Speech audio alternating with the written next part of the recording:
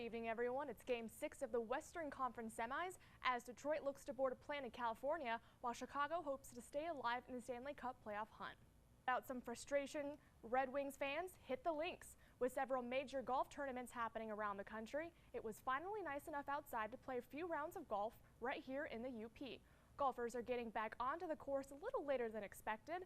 After opening just 3 weeks earlier, the Marquette Golf and Country Club is now back in full swing. The off-season is an important time for golfers to stay in shape, so it's easier to work their way back after a long layoff. Golfers talked about what they did during the winter months to keep themselves conditioned. Well, I'm fortunate enough to be retired, so what I do is I go to the villages, my wife and I, for the winter. We go for 3 months. We play golf 4 or 5 times a week. And so when we get back here, we only have a month off. In the wintertime, I do a lot of stretching and running. I also will putt and chip in my living room, just especially when I get a little cabin fever, which happens quickly up here. If you're just getting back onto the golf course, here are some other tips to consider. Make sure your clubs are re-gripped. When it comes to your swing, check your fundamentals. Use your club to help with ball positioning. Be cautious when taking divots, and of course, go out and play a few rounds.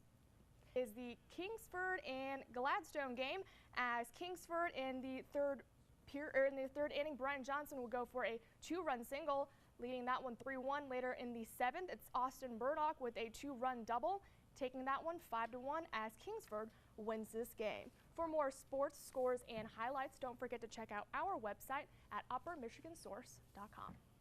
Yeah, I can't believe Duke pulled it out. I mean, man, they were down, and they're aren't they number 7? And number Syracuse, 7.